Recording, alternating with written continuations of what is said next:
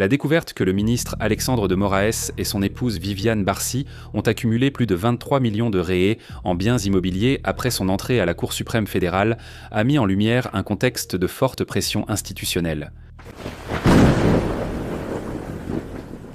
L'implication du Mossad dans les enquêtes sur l'affaire de la Banco Master et la pression des forces armées sur la Cour suprême fédérale ont élargi la portée des investigations, plaçant Dias Toffoli et Alexandre de Moraes dans une position délicate.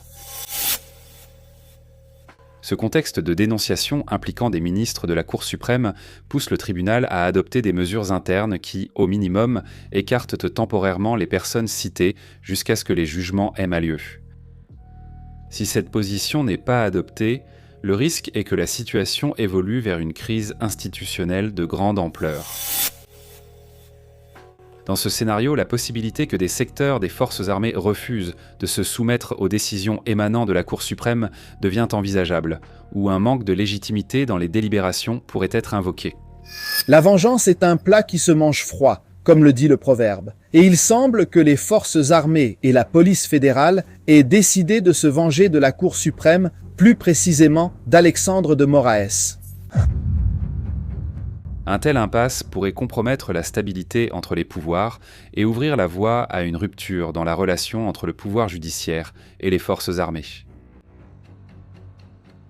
Avec certains généraux déjà confrontés à des condamnations et au risque d'expulsion des forces armées, une faction du haut commandement militaire exige que les ministres de la Cour suprême cités dans des affaires de corruption soient également jugés.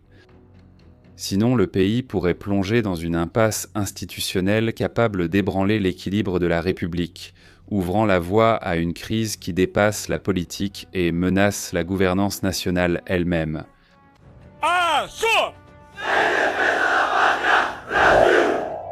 Bienvenue sur Vida no Cartel.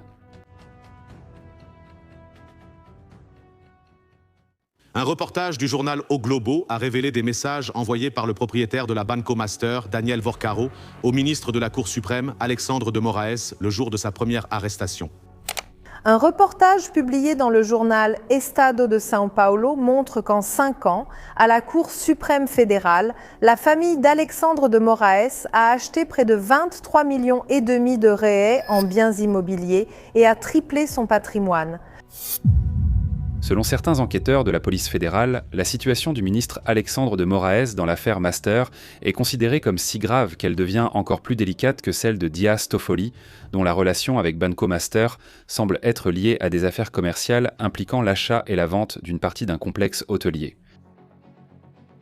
Dans le cas de Moraes, cependant, des indices d'une action en faveur des intérêts du propriétaire de Banco Master, Daniel Vorcaro, apparaissent, ce qui élève le niveau d'implication et place la Cour suprême fédérale sous une forte pression. Les enquêteurs qui travaillent sur l'affaire de Banco Master indiquent que la situation du ministre Alexandre de Moraes serait plus difficile que celle du ministre Dias Toffoli. Dans ce contexte, certains enquêteurs pensent qu'une manœuvre serait déjà en cours au sein même de la Cour pour former une majorité et empêcher l'ouverture d'une enquête contre Moraes et Toffoli. Cette perception d'une protection institutionnelle a suscité l'indignation parmi les officiers généraux des 3 forces armées qui voient en cette situation une dérive juridique susceptible de compromettre les fondements constitutionnels. Pour les militaires, si la Cour suprême n'applique pas ses propres principes et ne juge pas les juges impliqués, le message transmis sera qu'il existe une protection spéciale pour les membres de la Cour, tandis que les généraux et les officiers sont punis sans aucune hésitation.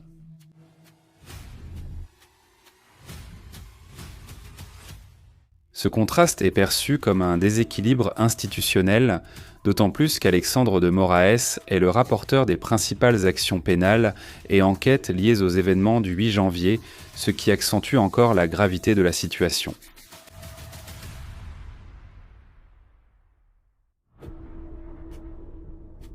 Vale destacar que, conforme a Constituição Federal, crimes de responsabilidade cometidos por ministros do Supremo devem ser julgados pelo Senado, enquanto crimes comuns são de competência da própria Corte, cabendo à Procuradoria-Geral da República investigar e apresentar denúncias. Assim, as acusações contra Moraes e Toffoli podem se enquadrar em ambas as categorias. Vossa Excelência. Sim, mas vocês... Para vocês? Perdão, não entendi, ministro. O tratamento que Vossa Excelência... Me perdoe. Vossas Excelências, me perdoem.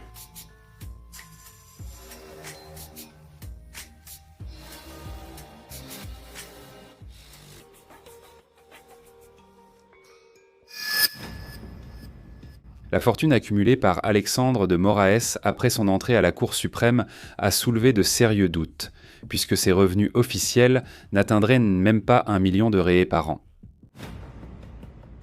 L'accumulation de plus de 21 millions de réés en biens immobiliers en seulement 5 ans ne trouve pas d'explication plausible dans les limites légales, et, ajouté au lien direct avec le banquier Daniel Moraes, place le juge dans une position délicate.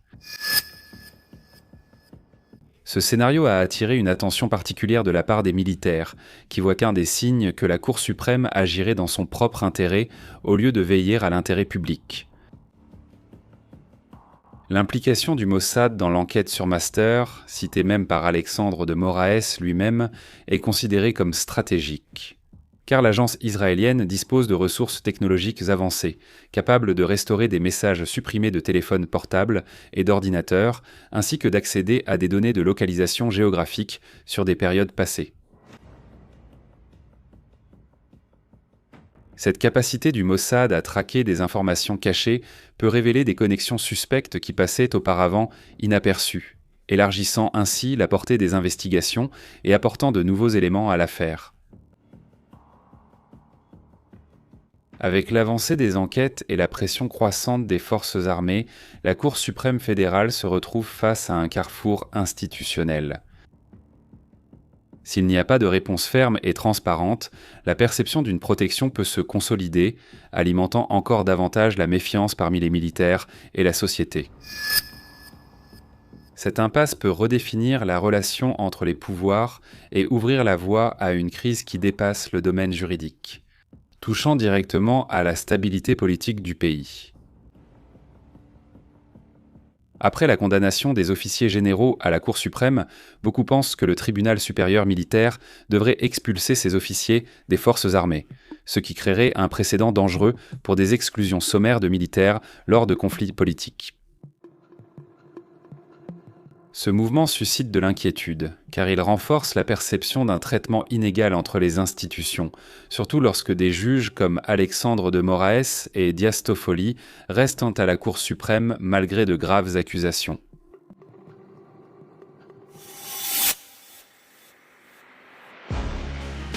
Cour suprême, capacité de la Cour suprême, forces armées.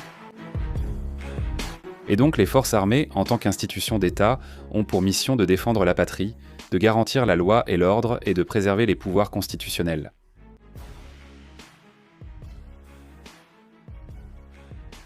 Cependant, une question se pose. Que faire lorsqu'un de ces pouvoirs viole la Constitution elle-même et ne respecte pas ce qui est prévu ? Ce dilemme met en débat le rôle des forces armées face aux crises institutionnelles et ouvre la voie à des réflexions profondes sur les limites de l'action militaire et la nécessité d'un équilibre entre les pouvoirs. Partagez en commentaire votre avis sur tout cela et sur ce que les forces armées pourraient en faire sans enfreindre la Constitution.